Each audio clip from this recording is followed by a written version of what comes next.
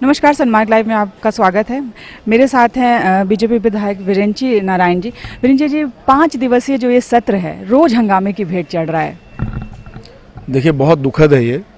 मैं समझता हूँ कि सिर्फ 5 दिवसीय नहीं, आप पूरे 5 साल का अगर आकलन करेंगी तो आप पाएंगे कि मुश्किल से एक आध सत्र थोड़ा बहुत चलने दिया विपक्ष ने, खासकर झारखंड मुक्ति मोर्चा की जो हठधर्मिता है और उसमें कांग्रेस का तड़का लगता है, ये मिलकर सदन चलने नहीं दे रहे। जो राज्य की 3.25 करोड़ से ज़्यादा जनता के सवाल हैं, हम लोग तो मेहनत करके आते हैं, सदन में सवाल डालते हैं, लेकिन उसका कोई फलाफल निकलता नहीं है।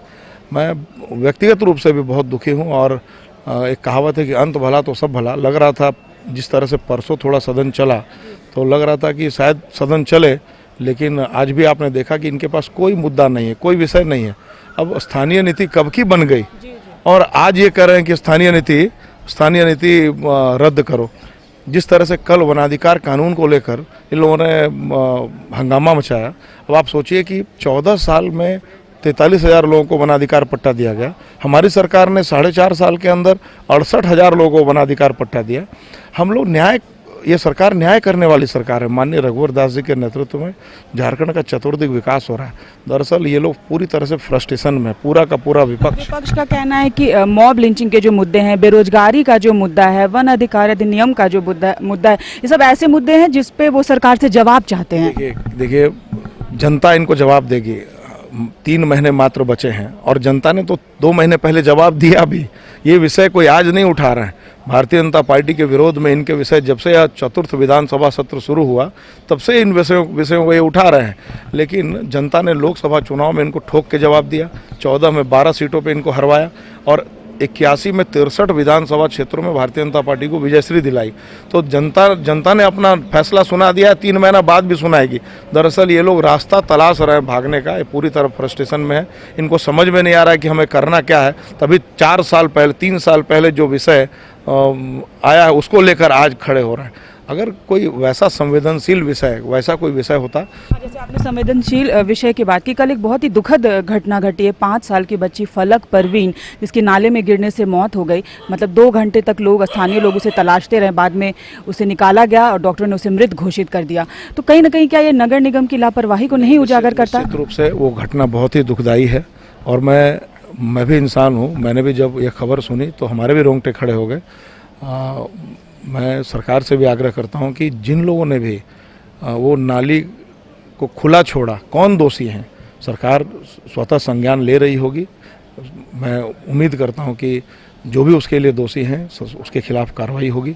वो घटना सच में बहुत ही दुखद है। अच्छा, 5 साल का जो ये पूरा कार्यकाल रहा है, तो कई ऐसे मुद्दे अभी मतलब उठेंगे ही और बहुत सारे ऐसे प्रस्ताव हैं जिन पर मुहर लगना अभी बाकी है। तो किन किन प्रस्तावों की आखिरी सत्र है? देखिए, अभी मुझे लगता है कि मेडिकल प्रोटेक्शन बिल एक ऐसा बिल है जो मुझे लगता है कि वो लागू होना चाहिए झारखंड में। और पिछले सत्र में मुझे लग रहा है बजट सत्र में मेडिकल प्रोटेक्शन बिल आया था, जिसे प्रवर समिति को सौंपा था सदन ने और शायद प्रवर समिति ने उस पर निर्णय लिया है। मैं उम्मीद करता हूं कि वो अगर सदन में इस बार आए और मेडिकल प्रोटेक्शन बिल अगर पारित हो जाए तो उससे झारखंड की जो आम जनता है, झारखंड के जो आम मरीज हैं, उनका हक सुरक्षित रहेगा और जो डॉक्टरों का अपना पक्ष है वो भी सुरक्षित रहेगा।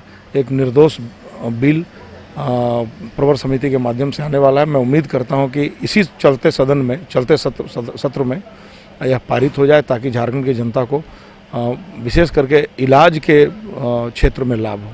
आपने इलाज की बात की, मैं रिम्स की कहूँगी कि रिम्स में आपने देखा 3 नए भवनों का उद्घाटन हुआ, लेकिन वो अभी भी मतलब उसका पूरी तरीके से जो मरीज हैं उनको लाभ नहीं मिल रहा है। ट्रॉमा सेंटर की बात की, लेकिन trauma centre as it is वो ध्वस्त हो गया। देखिए, आप कारण समझिए। मैं बहुत धन्यवाद देता हूँ माननीय रघुवर दास जी को, हमारे मुख्यमंत्री जी को, हमारी सरकार को। यहाँ रिम्स की हालत 2014 के पहले क्या थी और 2014 के बाद क्या है, आप तुलना करेंगी तो आसमान और ज़मीन का अंतर महसूस होगा। आज भी हमारे यहाँ गांव-गांव में डॉक्टर नहीं है। आज शहरों में डॉक्टर नहीं है, सरकारी डॉक्टर नहीं है। हमारे यहाँ पहले मेडिकल कॉलेज कितने थे? राज्य बनने के बाद रांची, धनबाद और जमशेदपुर में सिर्फ 3 मेडिकल कॉलेज थे। मुश्किल से 200 डॉक्टर हर साल जन्म लेते थे। अब क्या है, एक साथ 5 नए मेडिकल कॉलेज, 3 तो लगभग पढ़ाई शुरू होने वाली है इस सत्र से, और 2 में और काफ़ी तेज़ी से काम चल रहा है। तो मैं समझता हूँ कि अभी और कम से कम 2-3 साल लगेंगे। एक बार जब एक साथ 400-500 की संख्या में डॉक्टर्स आने लगेंगे तो फिर अभी भीड़ क्यों रिम्स में है, इसलिए है कि मामूली हर्निया और अपेंडिक्स का भी ऑपरेशन डिस्ट्रिक्ट हेडक्वार्टर बोकारो ऐसे शहर में नहीं हो पा रहा है, सदर अस्पताल में इसलिए नहीं हो पा रहा है कि सर्जन की कमी है, तो सारे लोग भाग कर रिम्स चले आ रहे हैं, तो रिम्स में बेड की कमी हो जा रही है, भीड़ बढ़ जा रही है। लेकिन मैं उम्मीद करता हूँ कि बहुत सुधार हुआ है स्वास्थ्य सुधार के क्षेत्र में। झारखंड पूरे देश में 1 नंबर पर आया है। मैं अपने सरकार के मुख्यमंत्री को, स्वास्थ्य मंत्री को बधाई देता हूँ, सरकार की जो मिशनरी उसको बधाई देता हूँ। लेकिन मैं आपको मिशनरी की आपने बात की, अभी सन्मार्ग दैनिक अखबार ने कल भी एक खबर उठाई थी, आज भी एक खबर उठाई है कि चर्च की जो ज़मीनें हैं उस पर बड़ी बड़ी बिल्डिंगें बन रही, जो आवंटित की गई थी चर्च की जो ज़मीनें हैं उस पर अब बड़ी बड़ी बिल्डिंगें बन रही हैं। देखिए, वो गलत है, और चर्च ने एक हिसाब से अगर किसी का शोषण किया है तो यहाँ के सीधे साधे भोले भाले आदिवासी और वनवासी बंधुओं का शोषण किया है। भारी मात्रा में हजारों एकड़ जमीन, विशेष करके रांची, लोहरदगा, सिमडगा, गुमला और संथाल परगना में दुमका के आसपास गोड्डा में हजारों एकड़ जमीन इन लोगों ने बहला फुसला कर कौड़ी के भाव में ले लिया एक समय, और आज उसका व्यवसायीकरण कर रहे हैं, उसका दोहन कर रहे हैं। ये बहुत ही दोषी हम किसे मानेंगे? दोषी हम किसे मानेंगे इसमें? दोषी पूरी तरह से जो ईसाई मिशनरियां हैं वो दोषी हैं, जिसने उन वनवासी बंधुओं को बहलाया, उनके जो जमीन थे उसको एक हिसाब से लूट लिया कौड़ी के भाव से। मैं तो सरकार से आग्रह करता हूं कि जो उनकी ज़मीनें हैं उनको वापस मिलें। आज भी वो दर दर की ठोकर खा रहे हैं जो हमारे वनवासी भाई हैं। अब किसी का 5 एकड़ ज़मीन आपने ले लिया, 10 एकड़ ज़मीन आपने ले लिया और लेकर उसका व्यवसायीकरण कर रहे हैं। वहाँ आप मॉल बना रहे हैं, पहले आपने पानी पिलाकर इलाज कराया, और पहले चर्च बनाया, अब वहाँ पे आप मार्केटिंग कॉम्प्लेक्स बना रहे हैं। आप देखिए पूरे झारखंड में आपको ऐसे सैकड़ों उदाहरण मिल जाएंगे।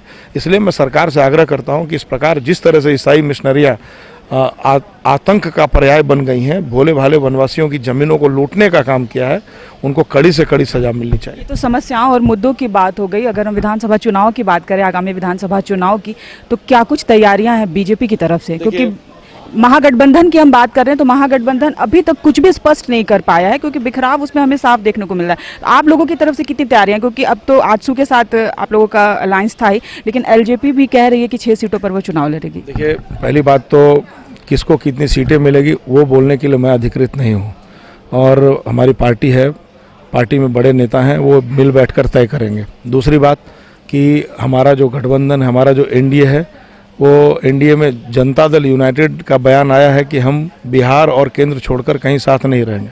तो भारतीय जनता पार्टी, आजसू और लोजपा हम लोग इंटैक्ट हैं।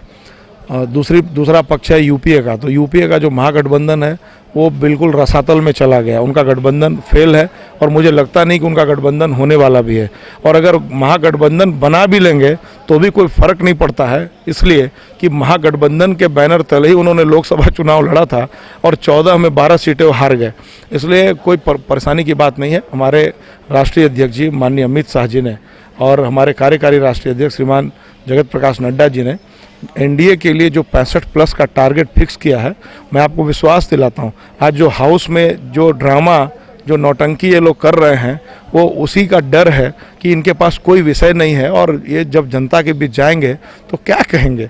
सड़कें बन गई झारखंड की चकाचक, कोई आंख बंद करके भी अगर चलेगा तो उसको भी झटके नहीं लगेंगे। सड़क पे मोटा मोटी सड़कें बन गई, गांव-गांव में बिजली पहुंच गई। जो 24 घंटे बिजली देने की हमारी सरकार ने बात की थी, वो उसके लिए भी इंफ्रास्ट्रक्चर तैयार हो रहे हैं।